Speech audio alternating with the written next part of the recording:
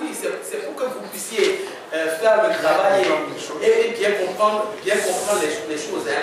Mais je vous avoue que vous comprenez, le droit c'est une question de logique. Hein. Vous n'avez pas besoin de faire la faculté de droit avant de comprendre ce qui est complètement logique. Hein. On ne peut apporter des amendements à ce qui existe. On ne peut pas amender ce qui n'existe pas. C'est aussi simple que ça.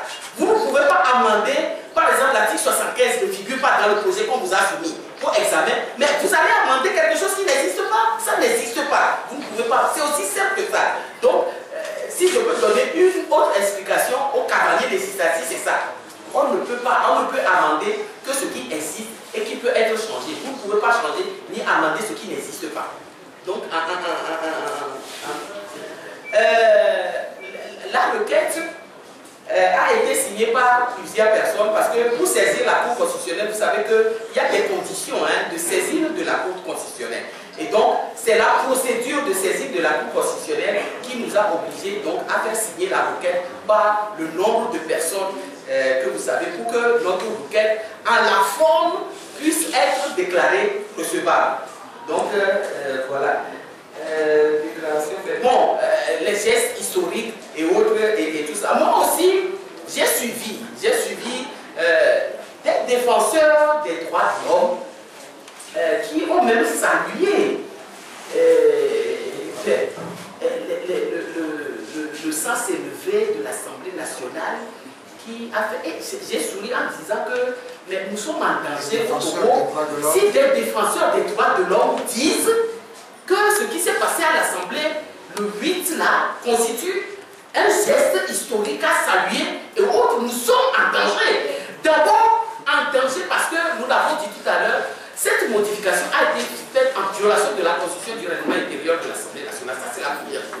La deuxième chose, voilà des députés qui proposent une immunité qui accorde une impunité totale au chef de l'État, alors que dans notre Constitution, il est prévu une haute cour de justice compétente pour sanctionner le chef de l'État. Aujourd'hui, on ne reconnaît plus au chef de l'État la possibilité de la commission d'une quelconque infraction. Alors que le reste du texte pose l'existence d'une cour de justice qui est compétente pour juger ces genres de délits et autres et tout ça. Et donc, moi, des défenseurs des droits de l'homme qui font l'apologie de cette impunité, je dis que c'est une gravité extrême et que nous sommes en danger au Togo si des défenseurs des droits de l'homme peuvent dire que ces modifications-là sont à saluer. La communauté internationale, nous avons dit tout à l'heure que dans la déclaration liminaire, que la saisie de la Cour constitutionnelle, c'est une première étape. Nous avions également dit dans la déclaration liminaire que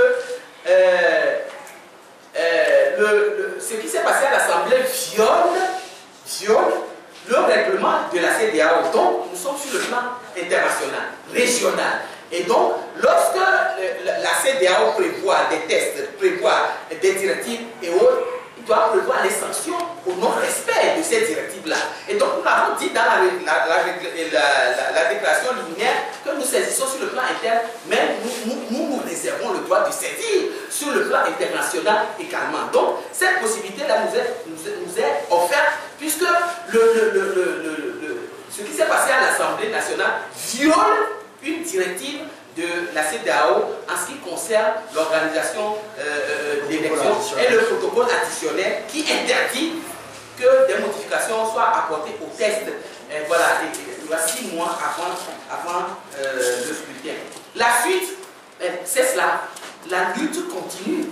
La lutte juridique, nous venons de la commencer aujourd'hui. Avec la saisie de la Cour constitutionnelle, nous réservons le droit de la continuer, si possible, sur le plan international, et nous réservons aussi le droit de continuer sur le terrain politique, et c'est ce que nous faisons aujourd'hui en vous invitant à cette conférence de presse-là, après avoir observé plus de pratiquement combien de jours de semaines.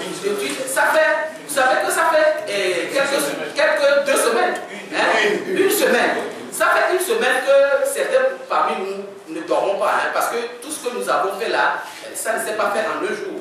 Il a fallu faire les recoupements, faire les études, analyser les textes et avoir d'abord, ça n'a pas été simple aussi, tous les documents de l'Assemblée nationale sur la base desquels nous devions asseoir notre recours et autres. Et donc, nous continuons, nous, à faire. Peut-être que, bon, il faudrait qu'on commence à préparer la requête de la saisine de l'institution internationale également en attendant. C'est déjà commencé. Voilà, en attendant ce que la Cour constitutionnelle va faire.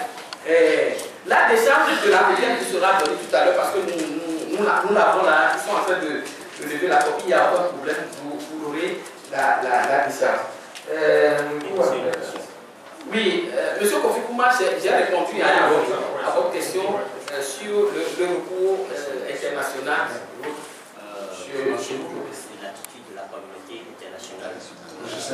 G5. Je ne vais pas revenir. Sauf à dire que c'est bien pour ça que je vous dis que c'est une assemblée de copains et de copains. Voyez-vous? Parce que ce qu'il vous donne là, il dit que c'est pour l'apaisement. Alors vous voyez quelqu'un qui a commis de graves, en 2005, a commis de graves atteintes aux droits de l'homme. Qui continue d'ailleurs, parce que dans nos prisons se trouvent encore aujourd'hui des détenus politiques. Et c'est celui qui, l'auteur de ces horreurs-là, que vous voulez apaiser, pendant que les victimes, eux, sont en prison et tout ça. Et les victimes, lorsque vous aurez apaisé l'auteur, les victimes, vous ferez quoi des victimes?